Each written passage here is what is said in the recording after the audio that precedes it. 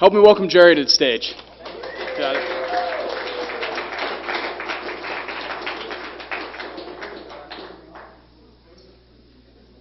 Oh, no. There's one tonight, I think. Yeah, things are different recently. Sorry. Thanks, Jerry.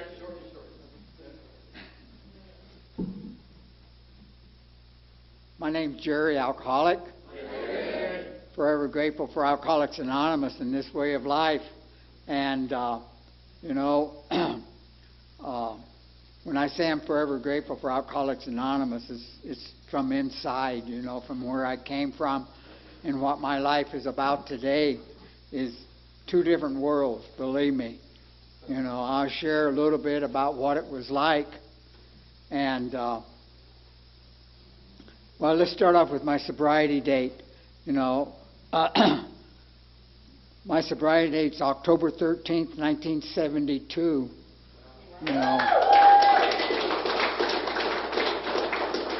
And why I'm standing up here sober and clean today is that people like you, members of Alcoholics Anonymous, have kept me sober and shown me how to stay sober one day at a time. This is not a self program, it's a we program. And we're all in this thing together, believe me. It's not where we came from or how much we drank or how much drugs we used or whatever, It's what we're doing about our lives today.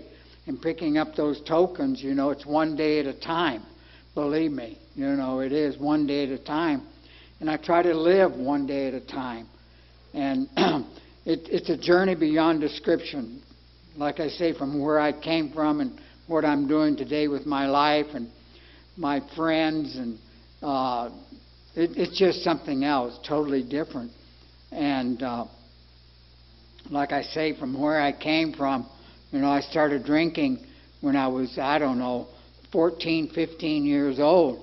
I remember me and my friend, we used to cut school and would go steal wine, bottles of wine. We had these long jackets. I forget what they were called, but anyway, we'd stick the bottles of wine down the sleeve, then go over to we'd wait until his mother left for work, and when she left, we went up to his apartment, and we drank the wine and sniffed glue. Back in the day, that's what you did, sniff glue, anything to get loaded or high, bottom line. And that went on for quite a while, until I came into Alcoholics Anonymous. I didn't care what it was or how much or whatever. I drank for the effect of alcohol and drugs. And, just being a teenager, I actually graduated from high school. And, well, I went to high school. I was living in California with my parents, and I was always cutting school. But anyway, they sent me back east to my stepdad's parents' house. And I went to high school back in a town called Bentleyville, Pennsylvania. It's right outside of Pittsburgh. And I actually graduated there. And after graduating, I graduated, September or whenever. And 2 months later, I remember joining the military. I was 18 years old. And going into the service, it was right after the Korean War. And on base, they would serve. I could go to the bars. I was 18 or 19, go to the bars, but they only serve you 3-2 beer if you're under 21. So one day I went to the office. I said, hey, you know what? I lost my military ID. And I lied about my age, and I got an ID saying that I was 21. And I started drinking the real stuff, And like I say, I drank for the effect of it. And it worked, until I turned 21. And I wish it was a piece of paper that they gave me. And I wish I would have kept it. I would have laminated it. It would have been an archive, because it was all worn out. How many times I used it, to get into bars or buy alcohol or whatever, And anyway, even I went over to Korea, but it was, like I say, it was after the war. And what I remember mostly being over there for 13 months is that the job I had, I was delivering rations to the troops and to the mess halls. And what they told me, they said, you know, you stick this job out, you can make a sergeant. I says, all right, you know, sounds good to me. You know, that meant more pay and more money. And bottom line is, I lost my stripe. And I was driving here today, and I was trying to think why I lost it, and I couldn't remember.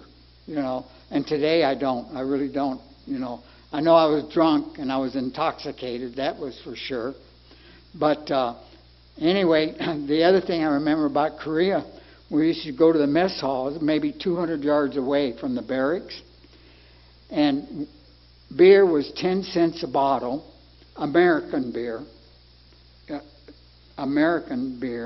and a shot of whiskey was 20 cents. And I remember there'd be 4 or 5 of us sitting at the table, and it was just covered with booze. Beer bottles, shot glasses, you know. We'd get shit-faced, and, you know, and we'd actually just walk back to the barracks. And like I say, we wasn't driving. And but you know, it was on a daily thing doing that, you know. And drinking alcohol was just a way of life. And when I got discharged from the service, I got discharged in 1962, and honorable discharge. I don't know how I did that, but I did it, you know. Yeah. Anyway, getting discharged, you know, I told myself, you know what, I'm going to party for 2 years, you know, and that was just before I said, I'm going to party for 2 years before I get married.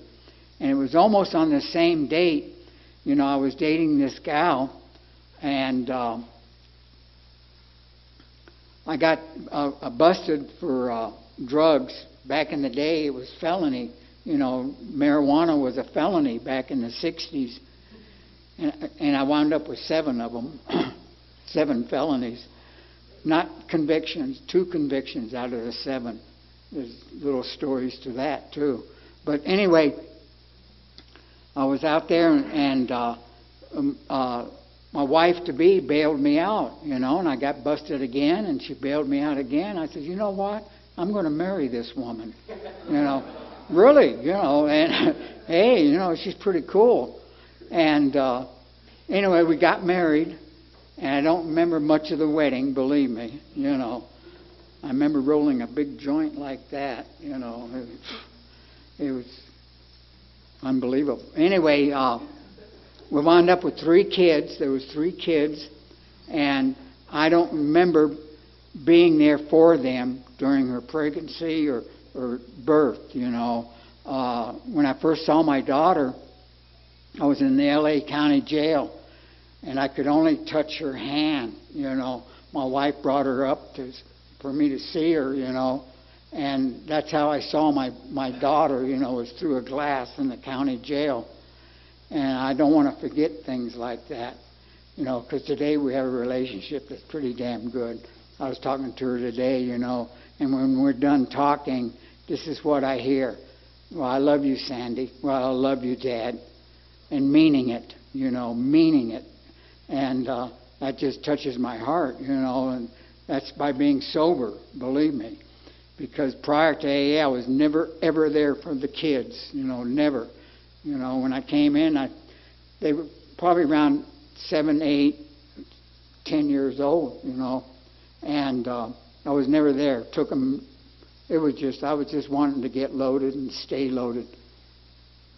It was a way of life, you know, and I did pretty good at it, really, you know. Even being arrested, like I said, I was arrested 5 times.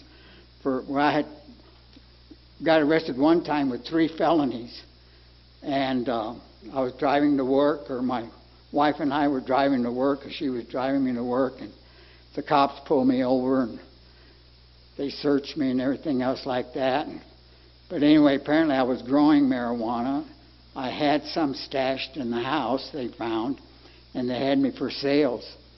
And I actually beat that case, because of the Amanda rights back in 1965, I think, and I actually walked out of the courtroom. And when I walked out, I remember telling my wife, hey, let's go get loaded, And like I said, it was insanity, really, total insanity. And it got worse. This is a progressive illness that we have, And just seeing the young people in here, it's pretty amazing. You touch the doors of Alcoholics Anonymous, and believe me, you don't make it here by mistake. And what you put into Alcoholics Anonymous, you get back out. But anyway, talking about my wife, the only reason I'm standing up here tonight is because I was telling Kirk that not one time after I had 7 felonies and 6 misdemeanors, and all drug and alcohol related.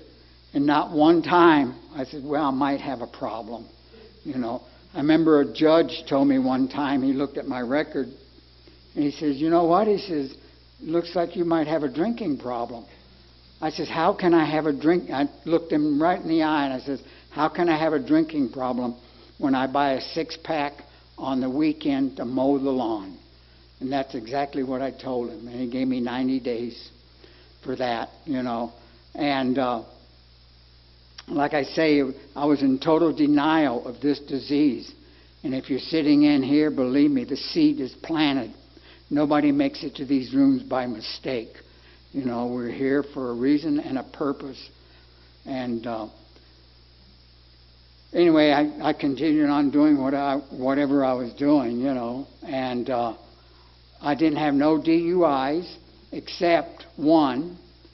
And believe it or not, be honest with you, I wasn't driving the car. My father-in-law and I were out drinking, and he sideswiped a car, drove up to his daughter's house, jumped out, ran in the house. And I was too drunk to get out. And the cops came, and they arrested me for drunk driving, And I remember calling him up. I says, hey, Earl, I says, come and get me out of jail. This is what I heard. Click. And that was the only click I got. The drinking went on, and getting loaded was getting on, It was, like I said, when I first discovered marijuana, it was 1962, right after I got out of the service. I remember smoking the first joint, and I didn't come down for 5 years. Really. I didn't come down for 5 years, and back like I said, it was a felony, and I didn't care. I wanted to get loaded and stay loaded, and it was a way of life. In Tijuana, I got busted there with 3 kilos, but I walked out of that jail too, because when I saw the cops coming, I ran, and when I was running, I threw the 3 kilos off in the bushes. And they finally caught up with me, and they took me back, and they looked, and they found them. So they arrested me, and I'm sitting in the Tijuana jail, and I was going to a Mexican court where they spoke Spanish instead of English, but I had an interpreter, and she would say what they were saying, and et cetera, et cetera, et cetera. And after I spent 7 or 8 days in the Tijuana jail, I don't remember exactly, but they let me go finally. I beat the case. But the insanity of this disease, this was down in Tijuana. I headed for Del Mar for my weed connection to get loaded. That was the insanity of this disease. It's a cunning, baffling, and powerful disease. And I kept doing whatever. And thank God, I came home one day, and the wife had packed up with the 3 kids, and she was gone. We were married almost 8 years. And I came in the house, and the house was empty. She took everything of value out of that house, which I don't blame her. because I would have sold it or hawked it or whatever. But my daughter's transistor radio, she left that, that was on the table there. And I was listening to it one day. And these things that I share with you are miracles. It's guidelines for me to get into Alcoholics Anonymous. And I was listening to it one day, and the Pasadena Alcoholism Council were advertising. And the first question they asked, has your wife left you? Oh, shit, Okay, and there were some more questions, but that one caught my attention. And I actually wrote down the number. They actually gave you a number over the phone. And after about 2 days, 3 days, I called them. And when I called them, they gave me the number of Alcoholics Anonymous. And I actually called the next day or so, and 2 guys came over and they 12-stepped me. I remember they had the big book of Alcoholics Anonymous, and we went in and sat at the kitchen table, and they shared their stories with me, and I just kind of sit there and did a lot of listening. And they said, Jerry, he says, you should go to a meeting tonight. I said, well, I work at night, And so the next day, this is on a Tuesday, it was in like 1970. Anyway, I went to the clubhouse, the 502 clubhouse in Covina, California. And I went there about 10 o'clock in the morning, and the doors were locked. And my first thought, shit, I ain't sticking around here, And this is how AA works. When I turned around to leave, there was a phone booth across the street. And they gave me the numbers. Those 2 guys that 12-stepped me, they gave me their numbers. And I actually walked over to that phone booth and put 2 dimes in. And I remember calling them. And within 30 minutes, they were babysitting me outside that club until the doors opened. And they got me into my first AA meeting. I didn't share, but what I did was I identified with the results of my drinking. When people shared around the table, it was a participation meeting, and when they shared, I identified, well, I did that. Wow, yeah, okay.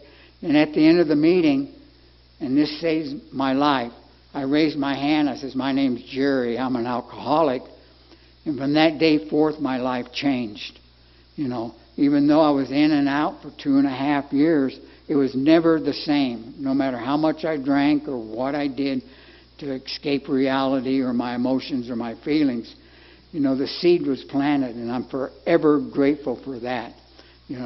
And but what really started to happen is when I started to stay sober one day at a time, and actually working the program. I had a sponsor.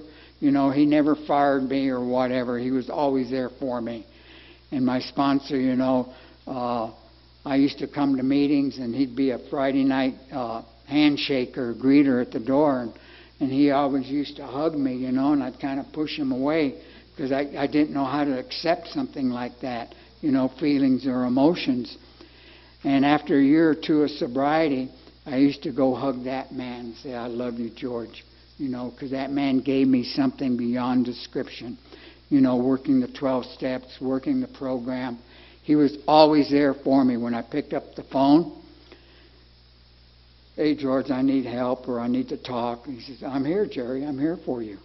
Come on over or whatever, And I remember doing the 12 steps, and I was kind of hesitant on writing the 4th and 5th step. Even I remember taking the first step was that he sent 2, I know today he sent these 2 people over. The name was Al and Connie. And they were a married couple, and they were standing on the back porch. I was in a place called the Crossroads in Covina. It was a halfway house. And I was standing there on that back porch, and they looked me dead in the eye. And they said, Jerry, do you think you're powerless over alcohol and your life is unmanageable? And the only thing I owned was a little red carpet bag with a pair of jeans and a toothbrush. And I looked at them, in the eye, I says, yes, I am powerless over alcohol and my life is unmanageable. And to me, I felt I took the first step. And it's one alcoholic talking to another alcoholic, because we don't judge or condemn. We're here for each and every one of us are here together. Anyway, after the taking the fourth and fifth step, and I was kind of hesitant on writing the fourth step, fifth step, and he says, Jerry, how you doing? I'd lie to him. I said, I'm doing great, and I'd feel guilty about it, so I'd go home and I'd write some more on the fifth step, fourth step, and finally, I completed it. And I actually went over his house, and I remember we went into his bedroom, and I still didn't want to share it with him. What I wanted to do was go to Skid Row in Los Angeles and talk to a Skid Row bum, and share my story with another human being, But what he did, he started to share his story with me. And when I was listening to him share his story, I went, wow, you did that? Whoa, I was really amazed. What that did is open me up, to share my fourth and fifth step. And by doing that, I remember before I left his house, we went out on his back patio, and we burned my fifth step, And to me, I felt that I actually took the fifth step and the fourth and fifth step, and I felt more grounded to Alcoholics Anonymous. Believe me, when you take the steps totally and fully, you feel more. You're building a foundation here in Alcoholics Anonymous, and my foundation I felt was stronger. And anyway, it continued. I was 2 years sober, and I met this gal in AA, and it was like AA boy meets AA girl on AA campus, and we started dating. She was going through a divorce, and we started dating. And finally, in 1984, we bought a house. Well, she was in the real estate, so we bought a house in San Diego, California. Moved down to San Diego. And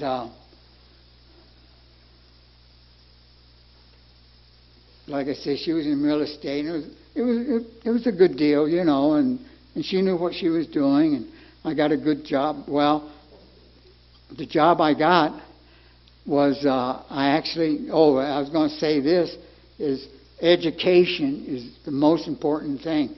The more educated you are, the more money you make. It's that simple. And I remember going to a trade school, air conditioning and heating. And I went for a year and a half. The military actually paid for it. And I went and started doing AC work. And the best part about the job, not only the money, you made good money, but I loved doing it. Going, fixing somebody's heater or air conditioning, and they write me out a check and here with a smile on their face, And like I said, it was a good trade. I did it for 35 years, and it was just something else. In fact, my son did it for a while, and but he's doing something else now. But anyway, things just started getting better. And like I said, I was with this gal, and in 1995, she got sick. And I remember she was in the hospital for like 3 days. And after work, I went over there, and her kids were there. And first thing they said, she passed away. And believe me, that I just came unglued. I did not know how to handle that. And I remember I just totally lost it. And about 3 days later, I said, you know what, I'm going to drink. And when I make up my mind to do something, I do it. But AA has taught me, again, and today we all got cell phones, I picked up the phone and I called my friend John. And these are the exact words I said. I said, John, get my ass to an AA meeting. Because I was kind of going one a week or whatever. But anyway, he came over, we went to a meeting. And from that day forth, 1995, September 1995, I haven't moved an inch from Alcoholics Anonymous. Today it's a way of life that I choose because it's given me a way of life. And like I said, I didn't drink. I got through it. I got on the other side of it. And I still think about her, and the feelings and emotions, they're still there. And it was just something else. And I don't know, it was 6 or 8 years later, I got remarried. And we moved here to Phoenix, to Chino Valley. We sold the house in California. I lived in it for like 22 years. And I actually had enough money when I sold it to come here and buy a house. And it was the best move I ever made. Chino Valley, you can't beat it, It's the people there, my neighbors, everybody's friendly, And they got 15 meetings a week there. Even today they have a lot of meetings in the little clubhouse there. And I'm active in that. And but anyway, after a year and a half, my wife passed away because she started doing whatever, and she came down with hepatitis C, and she passed away. And but the fellowship was there again for me. It's amazing, what the fellowship can do. Like I say, we're together on this. All of us are together. You're never alone. When the hand of AA, when you reach it out, the hand of AA is always there. Not one time I ever heard anybody saying, or myself, when a member of AA calls me, hey, Jerry, I got to talk. I don't say, well, call me back later, click. Believe me, I'm always there for a member of Alcoholics Anonymous. But the thing is, you have to pick up the phone and call. Or come to a meeting, or after the meeting, talk, or whatever. One alcoholic talking to another alcoholic is the best form of recovery. Because we're not judging or condemning or pointing the finger. We're all in this thing together. And together we can make it. Like I said, I tried doing it by myself and it didn't work. But when I buckled down and started doing, after she passed away, I started going to meetings. And I remember this, she had a year of sobriety. It was on a Saturday night in Oceanside, California. And after the meeting, I shared my story, at the meeting. And after the meeting, she came over to me. She says, why don't you get active in AA? Okay, the seed was planted. The next week, I went to the GSR meeting, and they actually voted me as treasurer of San Diego, county, the north of San Diego County. I mean, my math isn't all that good. I had 1 year of math, but I had these gals help me out with the report each month. They would write out the report and whatever. I'd just take the money to the bank, and it was just something else. But they helped me out. In fact, 2 years ago, I actually saw one of them at a meeting. Me and a friend went back to California, and I was in the Thursday night meeting.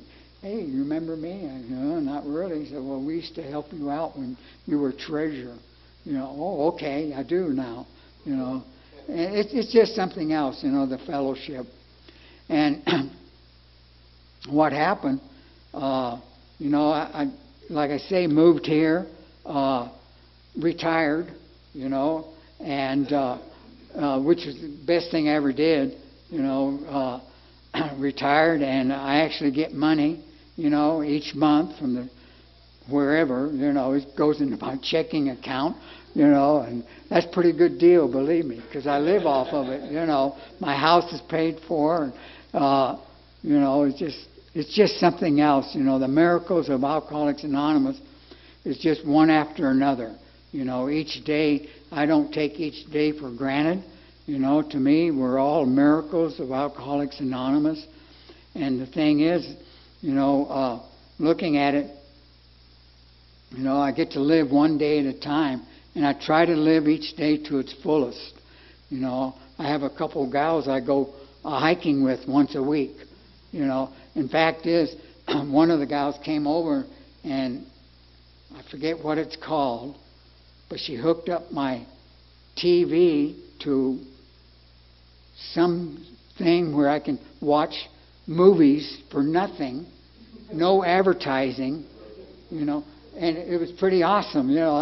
And today I'm watching a John Wayne movie, you know, no advertising. Hey, how cool is this? And I text her, you know. I said, hey, thank you for coming over and hooking this up for me. She didn't charge me anything. She charged me some money for the remote, but well worth it, you know. It's just something else, you know.